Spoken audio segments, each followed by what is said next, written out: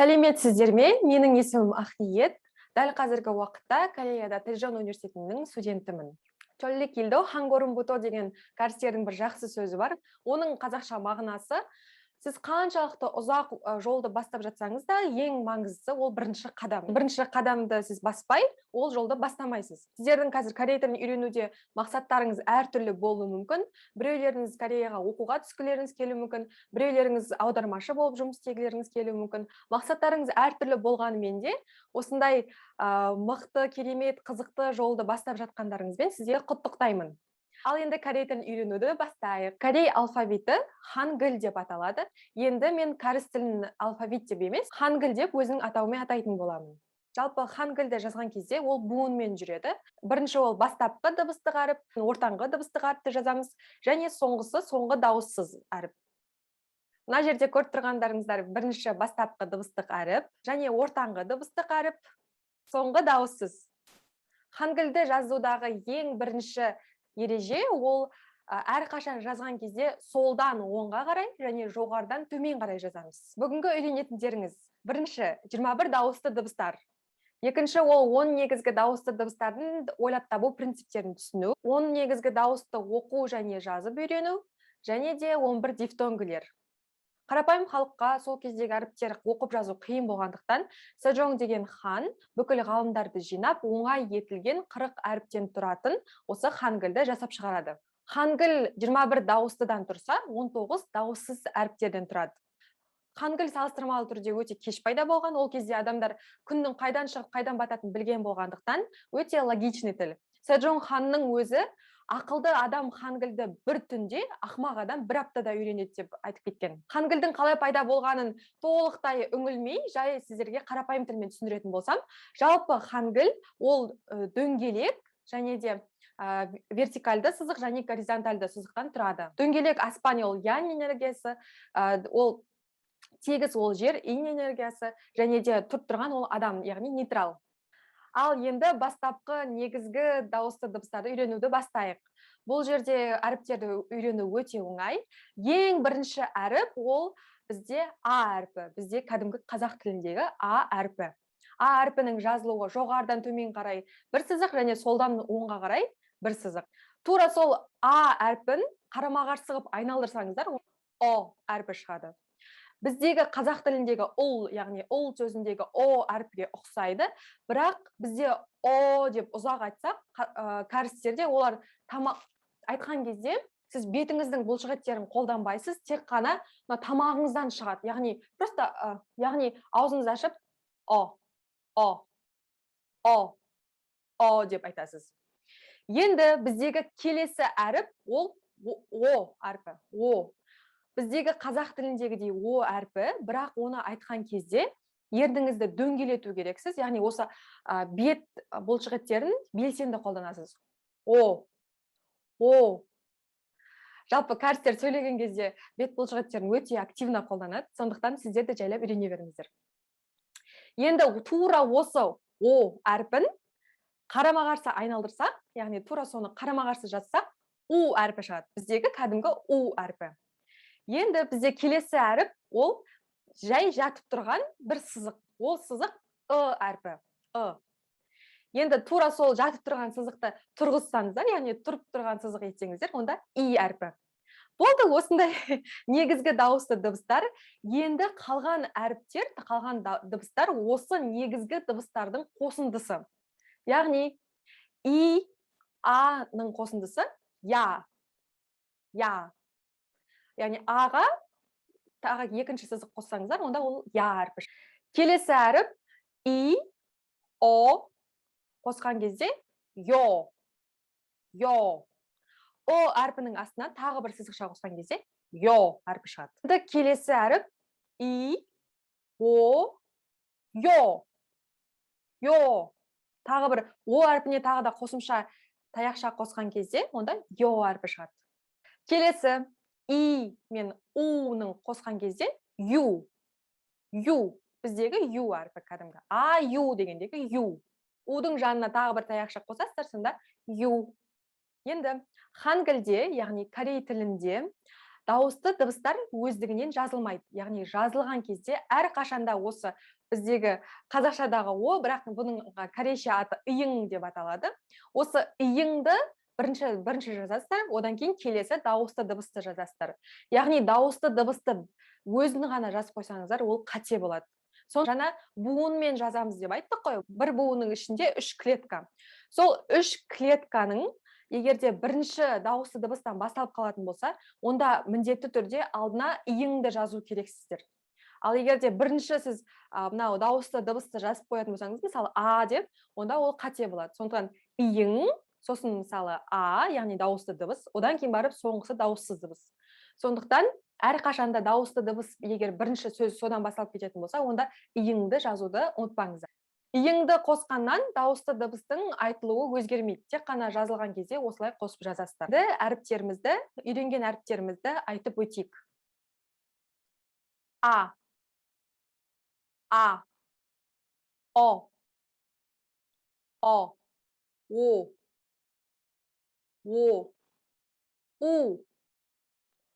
У, ын айтқан кезде біздегі қазақшада деп ұзақ емес, қысқа және де жақтарыңызды ашу керексіздер. Ауыздарыңызды былай яғни езуіңізбен кішкене жайып айтасыз. И, бұл әріп ең оңайы бізде кәдімгі и. Мұнда сіздер көріп отырған негізгі дауысты дыбыстар. Қазақ тіліндегі әріптерге ұқсайды, айтыңыздаршы. А, О, У,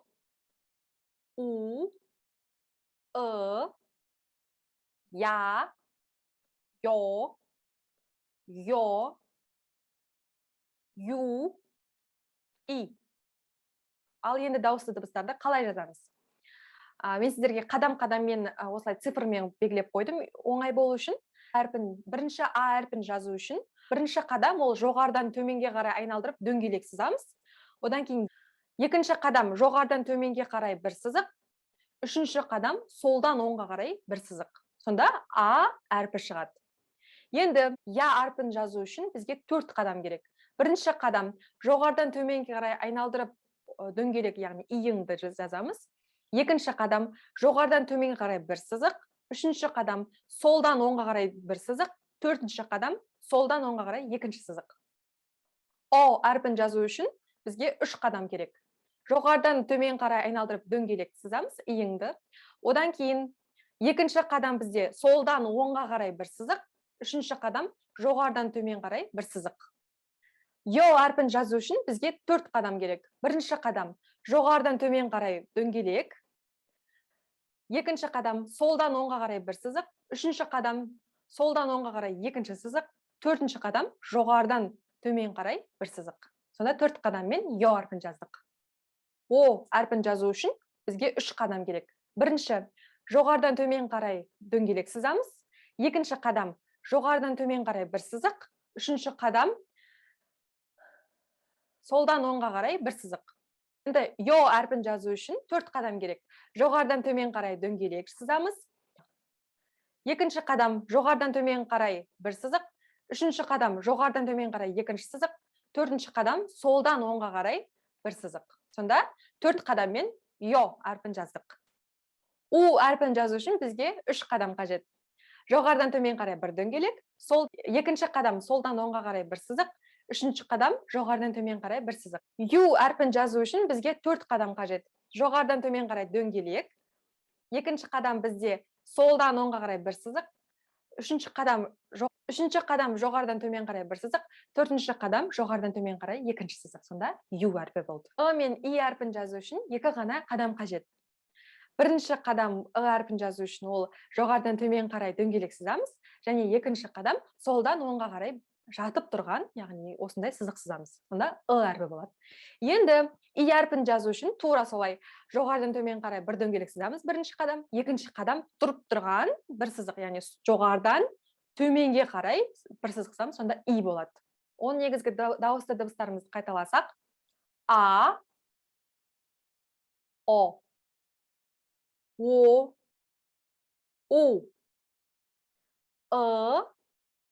и, я, yo, yo, yu. Енді бұл жерде 4 дауысты дыбысты айтып өтейік. Бірінші дауысты дыбыс, яғни we, we. Осы слайдтағы 4 дауысты дыбыстар жаттап алсаңыздар, қалған дифтонгілер осылардың комбинациялары. Дифтонгілер дегеніміз бірнеше дыбыстардан құралған, комбинациясынан құралған күрделі әріптер. Дифтонгілердің комбинациясын айтып өтейік. И, е, е, и, е, о, а, ва, о, we, у, о, wo,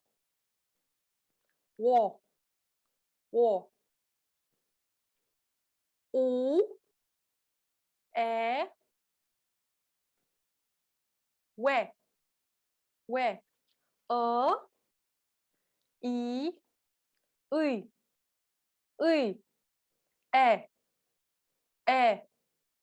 келесі, келесі, we, келесі, we, келесі, е, келесі, келесі, wa, келесі, we, келесі, wo, келесі, we. Бұл слайдта сіздер 11 дифтонгіні көріп тұрсыздар. Сіздерде сұрақ туындауы мүмкін. Осы әріпіне қызылмен белгіленіп тұрған әріптер бір-біріне ұқсайды. Егерде лингвистикаға үңілі бұрында Чосон дәуіріндегі халық оларды ажырата алатын болса, қазіргі кәрістер оны өздері ажырата алмайды. Тек қана бұлардың жазылған қай сөзде қайсысы қолданатын, қай варианты қолданатын ғана жаттап айтқан кезде айырмашылықтары білінбейді. Ол және әрпі, және мен әрпі, және де мен әрпі. Бұл әріптер айтылған кезде өте ұқсас. Тек жазылған кездегі қай сөзде қайсысы жазылатын жаттап алсаңыздар болды. Қуанышқа орай бұл әріптерді қолданылып жазылатын сөздер көп емес. Бүгінгі біздің мақсатымыз 21 дауысты дыбысты үйрену болатын. Оның ішіндегі 10 негізгі дауысты дыбыстардың шығу тегі, принциптері түсіну, одан кейін 11 дифтонгілердің қалай шығатынын түсіну керек еді. Мына слайдта көріп тұрғандарыңыздай, бұл жерде жалпы 21 дауысты дыбыс, сол жердегі 11 дифтонгі, қалған 10 негізгі дауысты дыбыс. Бұл жерде мен қазақша әріптермен жаздым. Осыны өздеріңізбен жазып алып үйренсеңіздер болады. Бірінші әріп ол а, o, o, u,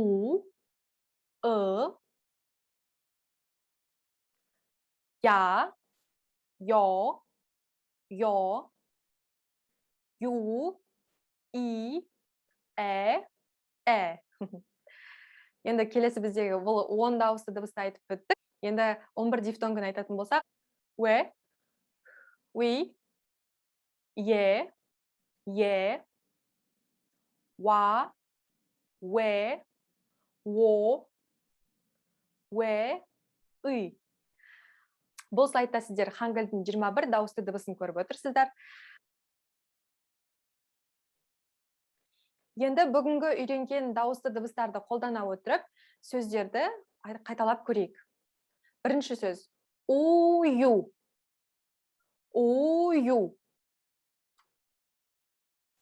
Екінші сөз йоу. Үшінші сөз йо-йо. Төртінші сөз ию. Бесінші сөз яю. Еуе. Келесі йоя. әріптерді үйренгеннен кейін сөздік қорымызды көбейтейік. Бірінші сөзіміз бізде ай. Ай. Бұл деген бүлдіршін немесе бала деген мағынада, яғни кішкентай сәбилерді біз ай деп айтамыз. Келесі сөз ой. Ой. Қияр деген сөз. Енді келесі ол өте оңай сөз. Жалпы бір ғана и деген әріптің өзі тіс дегенді білдіреді. И. Тіс. Және тура сол бір әріп, бір сөз, келесі мағынасы екі дегенді білдіреді. И ол екі. О әрпі, яғни ол өзі сөз 5 деген мағынаны білдіреді. Келесі сөз бізде ую. Ую. Бұл сүт деген мағынаны білдіреді. Келесі бізде йоу. Йоу. Түлкі деген мағынаны білдіреді. Осымен біздің бүгінгі бірінші сабағымыз аяқталды. Сау болыңыздар.